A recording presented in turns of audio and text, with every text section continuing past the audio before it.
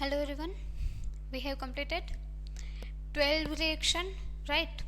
And we'll discuss 13 reaction today, which is Nazarov cyclization. ક્યાંથી start કરશું? પ્રિન્સિપલથી ને.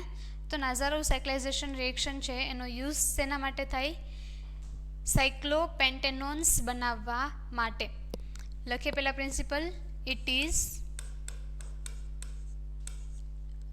અ chemical reaction. It is a chemical reaction used to synthesize or for the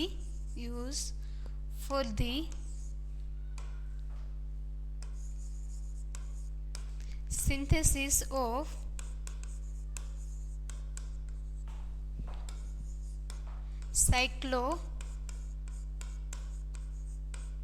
પેન્ટેનોન્સ. મતલબ cyclic ring હશે અને on લખેલું છે તો કીટોન પણ ઇન્વોલ્વ થતો હશે ને. For the synthesis of cyclopentanones by using Lewis acid. કયા હોય લેવિસ એસિડ? આગળ આવી ગયા ને. FeCl3, AlCl3, PCl5 etcetera. और कोई प्रोटिक एसिड, लेविस एसिड और प्रोटिक एसिड प्रमोटर. मतलब तो अँ जे एसिडनो यूज करिए छीए एनो रोल शू है? As a promoter. बराबर. रिएक्जंट तरीके नहीं होय, रिएक्शन ने जस्ट प्रमोट करशे. मतलब के आगे वधारवामां, रेट वधारवामां हेल्प करशे. It is a chemical reaction used to synthesize अथवा तो use for the synthesis of cyclopentanone by using Lewis acid or any protic acid. જોઈએ reaction.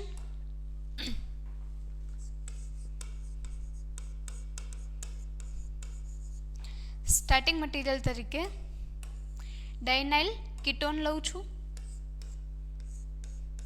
ડાયઇનાઇલ मतलब બે શું આવતા હશે? ડબલ બોન્ડ, ડાયનાઇલ અને કીટોન.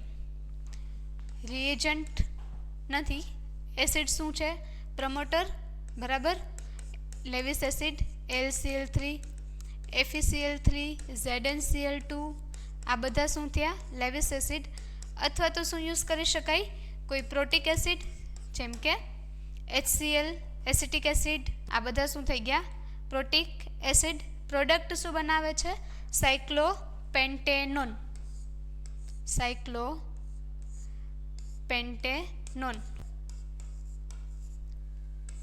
અને ડબલ બોન્ડ. આવી કંઈક પ્રોડક્ટ બનશે. જોઈએ મિકેનિઝમ કઈ રીતે બનશે.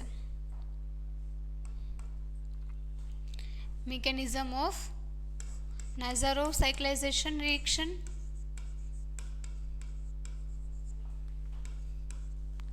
શું લીધું છે સ્ટાર્ટિંગ મટીરિયલ? ડાયનાઇલ કીટોનને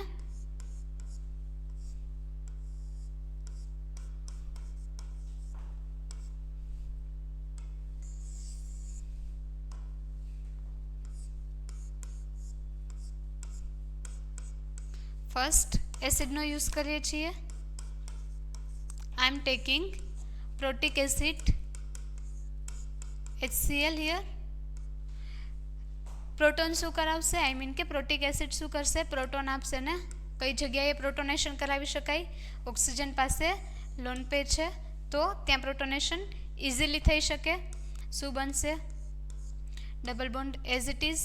બંને alkyl group R1 R2 as it is. અને ડબલ બોન્ડ સાથે શું આવી ગયું? ઓક્સિજન. આઈ મીન કે ઓક્સિજન હતો ત્યાં પ્રોટોન અટેચ થઈ જશે. ઓક્સિજનની વેલેન્સી કેટલી થઈ ગઈ? 3. એટલે ચાર્જ ત્યાં કેવો લખેલો છે? પોઝિટિવ ને. ઓક્સિજન શું કરશે? એક વેલેન્સી ઓછી કરવા માટે ટ્રાય કરશે. તો કાર્બન વચ્ચે ઓક્સિજન વચ્ચેનો પાઇબોન્ડ છે એ શું થઈ જાય? બ્રેક. જો ત્યાં પાઇબોન્ડ બ્રેક થાય તો શું બની શકે?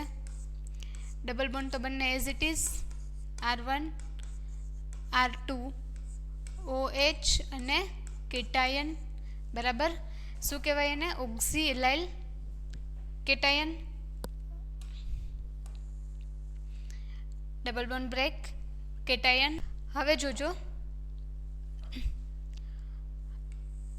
એક પાઈ બોન્ડ અહીંયા છે, એક પાઈ બોન્ડ અહીંયા છે, બરાબર.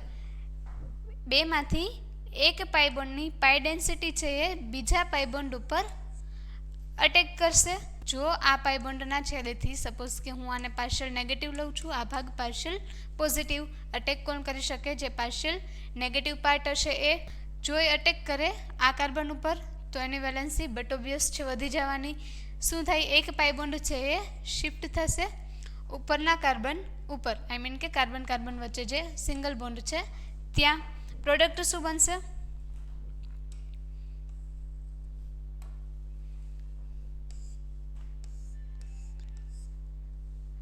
આ છેડેથી અટેક થયો ને, જેના પર અટેક કરે એની સાથે અટેચ થઈ જવાનું. R2 R1 એ સિવાય જે પાઇબોન્ડ હતો એ બ્રેક થઈ ગયો. OH છે તો એઝ ઇટ ઇઝ પાઇબોન્ડ બ્રેક થાય છે. નેગેટિવ પાર્ટ શું કરે છે? અટેક. જે પોઝિટિવ પાર્ટ છે એ એઝ ઇટ ઇઝ, મતલબ કે આ કાર્બન ઉપર ચાર્જ કેવો આવશે? પોઝિટિવ. ધેન અહીંયા જે પાઇબોન્ડ હતો એ પણ બ્રેક, શિફ્ટ ક્યાં થઈ છે?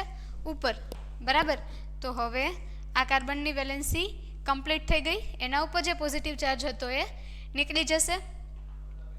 આટલું clear? Next step, beta H elimination.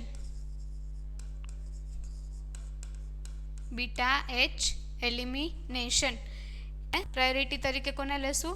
OH ને OH ની બાજુનો કાર્બન, સોરી જેના ઉપર છે એ કાર્બનને કન્સિડર ના કરીએ ને, એના પછીનો કાર્બન કયો થાય? આલ્ફા અને બીટા. હાઇડ્રોજનનું શું કરીએ? એલિમિનેશન. એલિમિનેશન મતલબ ઇલેક્ટ્રોન છે એ ઉપર આપીને જશે, કેટાયન છે ત્યાંથી રિમૂવ થઈ જાય ને, બિકોઝ ઇલેક્ટ્રોન આવી જાય છે. R1 R2 ગ્રુપ છે એ એઝ ઇટ ઇઝ, બરાબર. કેટાયન હતો એ દૂર થઈ જશે, બિકોઝ હાઇડ્રોજન H પ્લસ ફોર્મમાં જશે ને, માઇનસ H પ્લસ, બરાબર.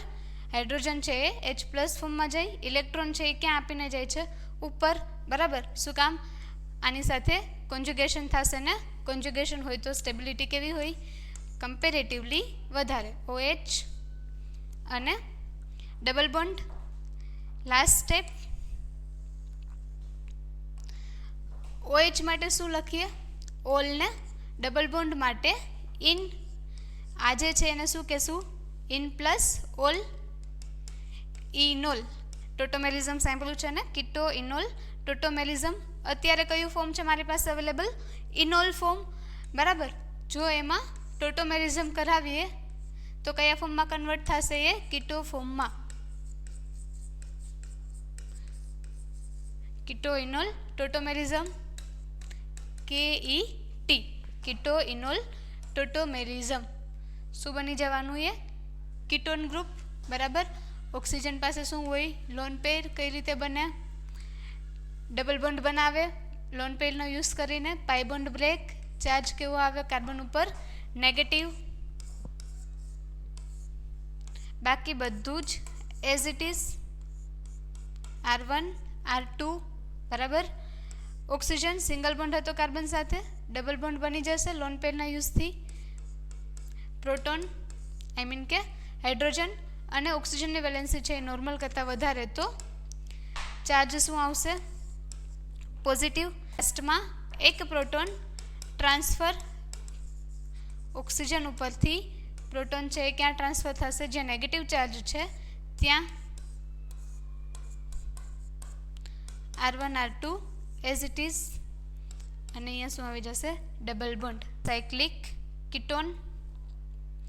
5 મેમ્બર રિંગ એટલે શું કહેશું એને? પેન્ટેનોન. અગેન રિપીટ કરીએ મિકેનિઝમ. ફર્સ્ટ બનાવવાનું શું છે? સાયક્લિક પેન્ટેનોન, બરાબર. કઈ રીતે બનાવશું? તો કે લેવિસ એસિડ અથવા તો કોઈ પણ પ્રોટિક એસિડનો યુઝ કરીને. સ્ટાર્ટિંગ મટીરિયલ ડાયનાઇલ કીટોન લીધેલો છે. પ્રોટોનેશનથી શું બનશે?